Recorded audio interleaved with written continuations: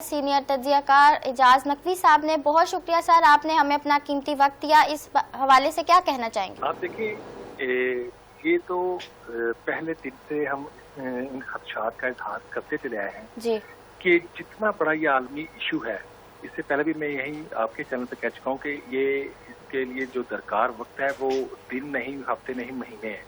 اور اس میں سب سے بڑی ہرڈل، سب سے بڑا خدشات، سب سے بڑی پرابلم جو سے وہ نیتن یاہو ہے. حالیہ کشیدگی کے دوران بھی ابھی نیتن یاہو نے آج ہی یہ بیان نیا داغا ہے کہ ایران ابھی بھی کیمیائی جوہری ہتھیار بنا سکتا ہے. دیکھیں کتنی یہ عجیب بات ہے کہ پریزیڈنٹ ٹرمپ یہ متعدد بار کہہ چکے ہیں کہ ہم نے ایران کی جوہری جو توانائی اور جوہری قوت ہے اس کو ختم کر دیا ہے. وہ عالمی فورمز پر اپنے انٹرویوز میں ہر جگہ یہ بار بار دہرا چکے ہیں.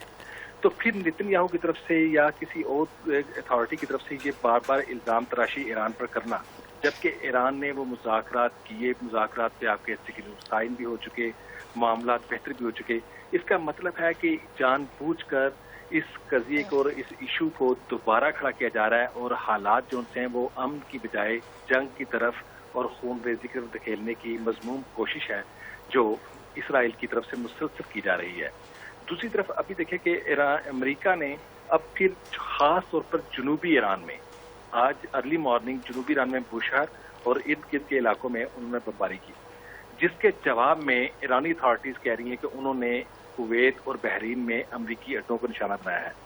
ٹھیک ہے، یہ معاملہ دراصل 3 سے 4 دن پہلے اس وقت شروع ہوا جب آبنائے ہرمز میں امریکہ نے اپنے ایک راستہ ڈیفائن کیا اور کچھ جہازوں کو اپنے طریقے سے اور اپنی اتھارٹی کو وہاں اسٹیبلش کرتے ہوئے گزارنے کی کوشش کی. ایران پہلے دن سے کہتا ہے، مذاکرات سے پہلے بھی، مذاکرات کے دوران بھی اور مذاکرات کے بعد بھی، کہ آبنائے ہرمز ہم کھول رہے ہیں تمام جہازوں کے لیے، لیکن جو ایک راستہ ہم متعین کر رہے ہیں آپ نے اسی کے تھرو سارا گزرنا ہے، کیونکہ اس کی 2-3 وجوہات بڑی اہم ہیں. ایک تو وہ ہے کہ دوران جنگ وہاں آپ دیکھیں کہ وہاں بحری جو سی آب دوزیں وہ پھیلائی گئی تھی، انسٹال کی گئی تھی. اس میں یہ ہے کہ خدا نہ خواستہ پھر اس میں کوئی ایسے حادثے کا شکار ہو جائے کہ جس کے بعد وہ یورپین عالمی سطح پر امریکہ کی طرف سے، اسرائیل کی طرف سے پھر ایران پر الزام تراشی کی جائے گی، انہوں نے جان بوجھ کر حالات خراب کرنے کی کوشش کی یا انہوں نے ہمارے جو ہیں ٹینکرز ان پہ حملہ کیا ہے. اس کو وہ ایز اے سیف گارڈ وہ کہہ رہا ہے کہ ہم آپ کو بتائیں گے کہ آپ نے کس طرف سے جانا ہے. اب اگر آپ کو یاد ہو تو 3 دن پہلے ایک جہاز کے بارے میں یہ آیا تھا کہ کمرشل جہاز جب یہاں سے گزر رہا ہے تو وہ اس آبنائے ہرمز میں ایک ایسی جگہ پہ جا کے پھنس گیا کہ جہاں سے اس کی نیویگیشن بھی نہیں ہو رہی تھی، اس کو پتہ بھی نہیں چل رہا تھا کہ ہم نے کیسے موو کرنا ہے. ایران نے انہی وجوہات پر کہا تھا کہ ہم تمام کا ہی راستہ کھول رہے ہیں، کوئی پابندی نہیں، لیکن ہم آپ کو بتائیں گے کہ آپ نے ڈیفائنڈ ہمارا جو ایک راستہ ہے جو عمان کے ساتھ ہمارا طے شدہ ہے، اس پہ آپ نے سفر کیسے کرنا ہے اور اپنی جو ہے ڈیسٹینیشن وہاں تک آپ سیفلی پہنچ جائیں. یہ سارے حالات آپ دیکھیں کہ نیتن یاہو اگر آپ مسلسل ان معاملات پہ نظر رکھیں تو مذاکرات شروع ہونے سے لے کر ان کی کامیابی سگنیچر ہونے کے بعد سے لے کے اب تک اسرائیل مسلسل آئے روز کوئی نہ کوئی ایسی حرکت، کوئی نہ کوئی ایسا بیان اور حملہ کرنا. دیکھیں لیبنان میں جنگ بندی بنیادی شرط تھی، مانی گئی، رکھی گئی، لیکن اسرائیل مسلسل وہاں بمباری کر رہا ہے. اس دوران بھی ایران نے ریسٹرینٹ کیا ہے جو مذاکرات ہیں، مذاکرات کار ترکی، قطر، پاکستان کے کہنے پر کہ یہ حالات جو ہیں وہ اس طریقے سے آگے خراب کرنے نہیں لے کے جائیں گے. ہم معاملات کو بہتری کی طرف، امن کی طرف اور ٹھوس بنیادوں پہ، تاکہ حتمی مذاکرات اور حتمی طریقہ کار طے ہو جائے. وہ تو 60 ڈیز والا ٹینیور رکھا ہوا ہے، لیکن حالات کو جان بوجھ کر خراب کیا جا رہا ہے تو وہ کیا جا رہا ہے صرف اور صرف اسرائیل کی جانب سے.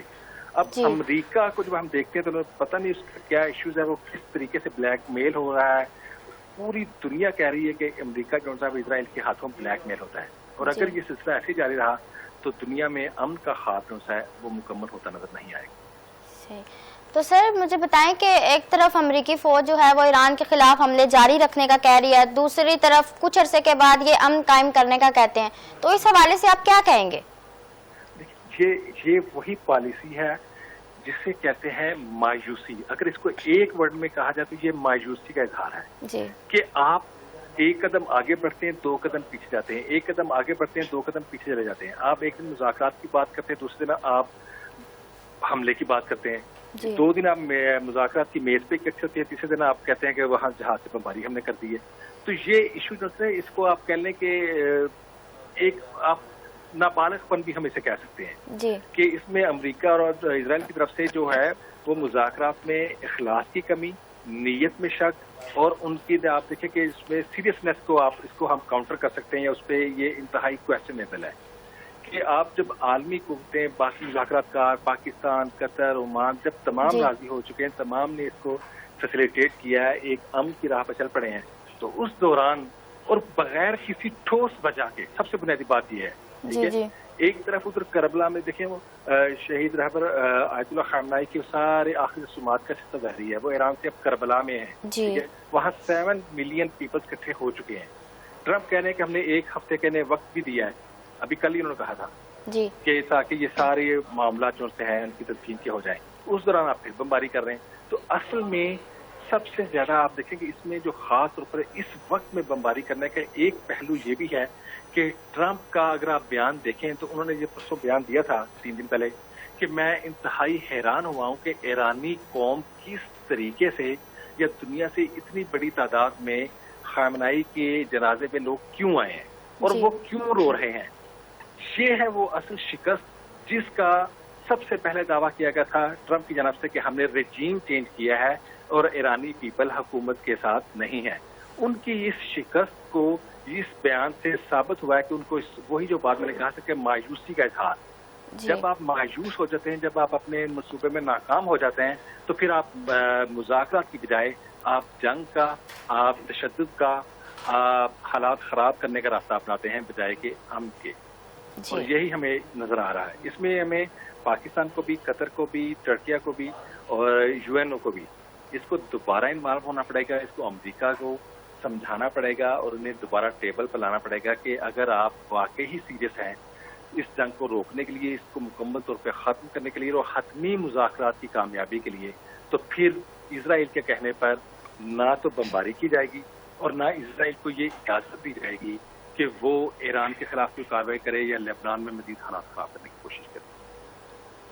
بہت شکریہ.